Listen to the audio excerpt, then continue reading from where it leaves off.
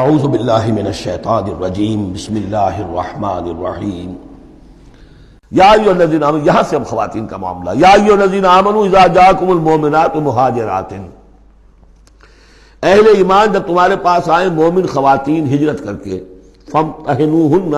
تو ان کا ذرا امتحان لے لیا کرو، دیکھ بھال کر لیا کرو یہ واقعی مومن ہے، کچھ تھوڑی سی انٹروگیشن ہو، سرسری سی اندازہ ہو جائے، لیکن اللہ عالم بایمانہن، باقی یہ کہ اللہ تعالیٰ بہتر جانتا ہے کسی کے دل میں ایمان ہے یا نہیں ہے، آپ کے لیے ناممکن ہے کہ آپ اس کی صحیح تفتیش کر سکیں، تاہم پھر بھی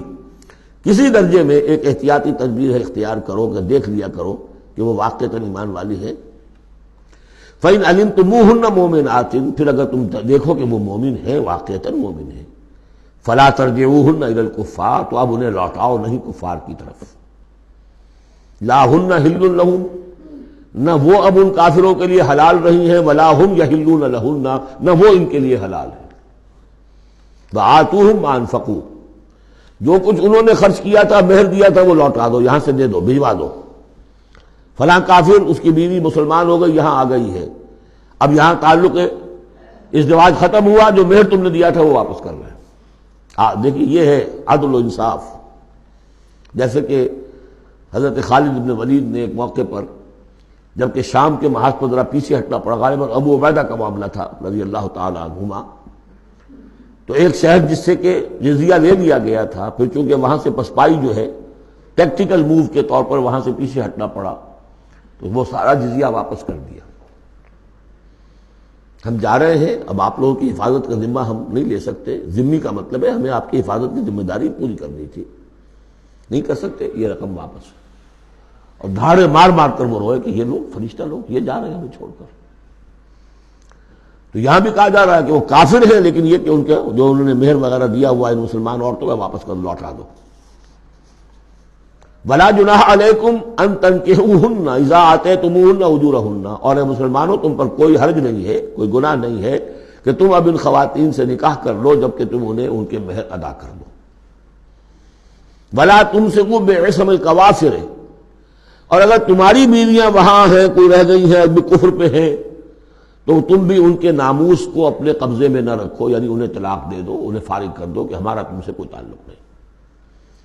واسألوا ما انفقتم، اور ان سے مانگ لو جو بھی تم نے ان کو دیا تھا مہر کے طور پر،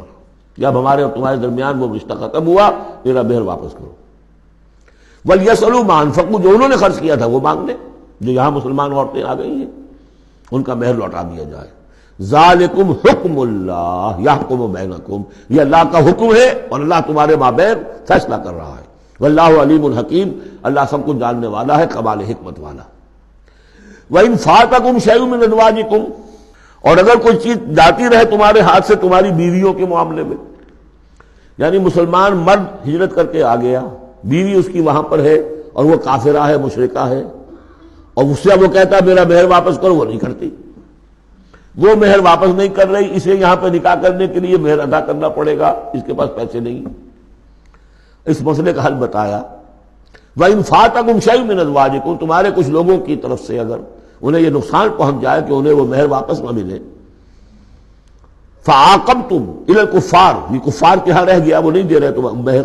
فَعَاقَبْتُمْ، پھر اگر کہیں تمہارا ہاتھ پڑ جائے، کہیں کسی جگہ تمہیں فتح مل جائے، کہیں سے تمہیں مال غنیمت یا مال فہ ہاتھ آ جائے، فَآتُوا الَّذِينَ ذَهَبَتْ أَزْوَاجُهُمْ، تو ان لوگوں کو کچھ دے دلا دو کہ جن کی بیویاں جاتی رہیں اس کفر اور اسلام کی وجہ سے، رشتہ جو کٹ گیا ہے، تاکہ اب وہ اپنی اس رقم سے جو انہیں دی جا رہی ہے وہ یہاں نکاح کر سکیں، اور جو خواتین وہاں سے آ رہی ہیں جن کا کہ حکم دے دیا گیا کہ یہاں سے ان کے مہر واپس کر دو، تو اب ان سے وہ نکاح کریں گے تو مہر دیں گے تو تب ہوگا نا۔ فَآتُوا الَّذِينَ ذَهَبَتْ أَزْوَاجُهُمْ مِثْلَ مَا أَنفَقُوا وَاتَّقُوا اللَّهَ الَّذِي أَنتُم بِهِ مُؤْمِنُونَ، اور اس اللہ کا تقوی اختیار کرو جس پر کہ تمہارا ایمان ہے۔ صدق اللہ العظیم۔